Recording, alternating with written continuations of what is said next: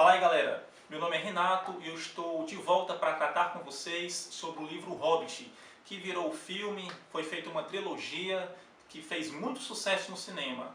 Basicamente, a história do Hobbit é de um rapaz pequenininho que acompanha 13 anões, também pequenos, e um mago, esse alto, numa aventura em direção à Montanha Solitária para matar o dragão Smaug. Então eles querem matar esse dragão para retomar para os anões, onde era o reino deles antigamente. E aí eles vão viver uma sequência de aventuras. Me acompanhem que eu agora vou trazer minha opinião sobre esse livro, Na Apologia das Letras.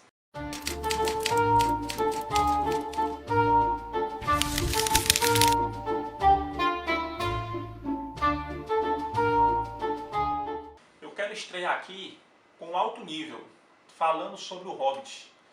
Realmente vai ser uma tarefa difícil, porque é um livro já consagrado e qualquer um que for criticar, fazer algum tipo de análise do Hobbit vai ter que, primeiramente, ter um conhecimento prévio de outras análises que foram feitas, da história do autor e etc. Mas, para tentarmos ser mais objetivo possível, nós temos que ir direto ao ponto. O Hobbit é um livro voltado para o público infantil. Tem uma história assim simples, com uma sucessão de aventuras em que o personagem principal e aqueles que estão com ele enfrentam uma aventura após a outra até chegar ao seu objetivo final. Sendo um livro destinado ao público infantil, embora possam haver aí algumas discordâncias, é uma história, como eu disse, mais enxuta, mais objetiva, não tem tramas secundárias e a trama principal também é simples, fácil de entender, você não precisa ficar meditando a respeito dos fatos que estão acontecendo, porque eles ali vão se desnudando facilmente, quem vai lendo vai apreciando e vai conseguindo compreender a história. Não há mistérios secundários, não há tramas paralelas, nada disso. Então, por ser um livro infantil, a leitura acaba sendo mais fácil, inclusive para os mais jovens e que estão iniciando a leitura.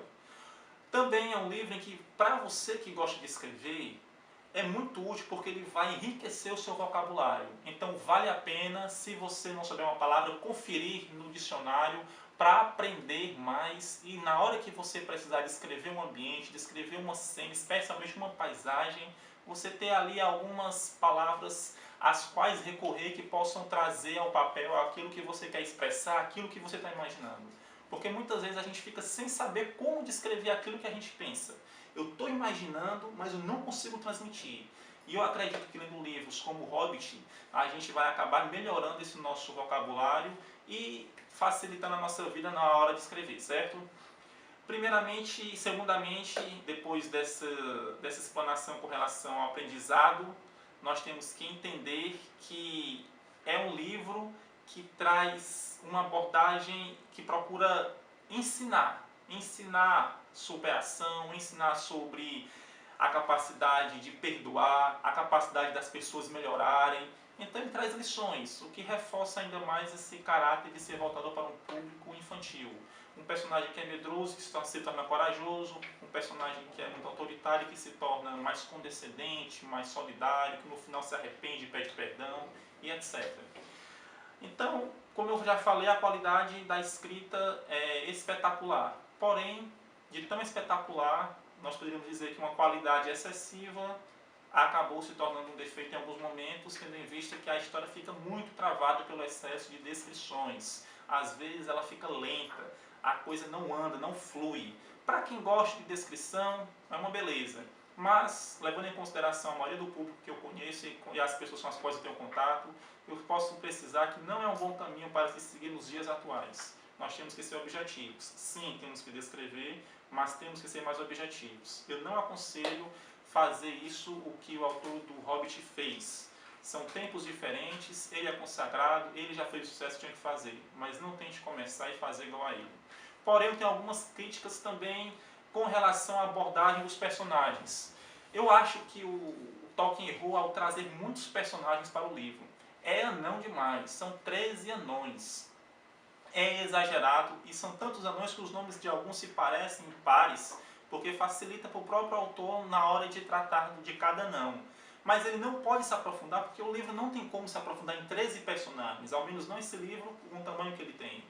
Ele se aprofunda nos principais, que é no caso o Hobbit, o Rei dos Anéis, o Thorin, mas fica nisso. Ele não tem como se aprofundar mais nos demais, ele traz um pouco de cada um, tenta diferenciá-los, e isso vira um defeito, porque no momento em que aqueles personagens morrer, o leitor não vai sentir tanta falta, porque não deu para criar identificação. Você só cita repetidamente.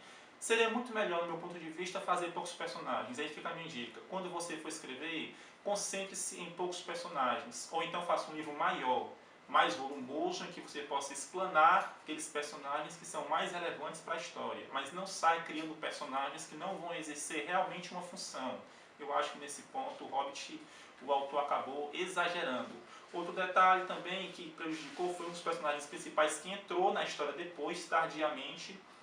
E aparentemente surgiu meio que do nada, ele ganhou projeção, o autor deu uma trabalhada no personagem, mas ali ficou aquela sensação do Bard, que é um personagem que surge mais do meio para o final, fica a sensação de que faltou ele explanar mais aquele personagem. E exatamente por esse motivo, entendo eu, pelo excesso de personagens e pouco espaço nessa história.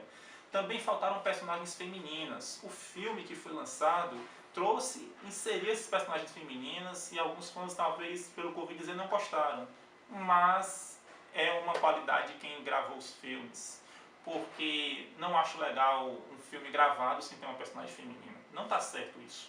O mundo é feito por homens e mulheres, adultos e crianças. Então você precisa colocar um pouco de cada um. Não é só o politicamente correto. É também a questão da realidade.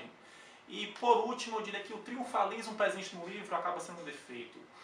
O Martin, com seu livro que se transformou em série, que muita gente assiste, faz sucesso também no mundo inteiro, que é Game of Thrones, ele desenvolveu essa nova modalidade de matar personagens, né? De gerenciar personagens matando-os. Ele mata à torta e à direita. Muita gente critica, mas eu acho que isso já está sendo aceito mais facilmente.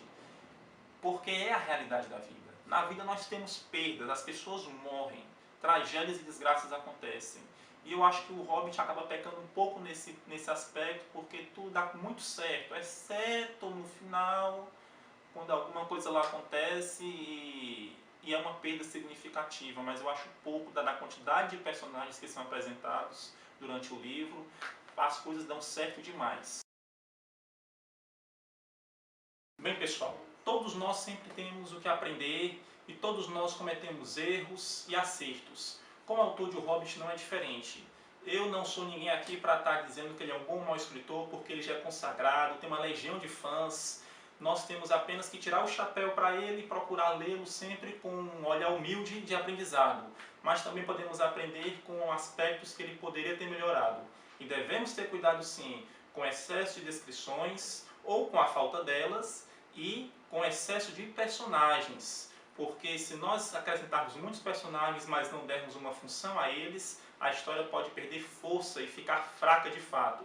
Continue nos acompanhando na nossa página no Facebook, dê uma curtida aqui, comente, diga o que você achou, a sua opinião é importante para nós. Um abraço do Apologia das Letras.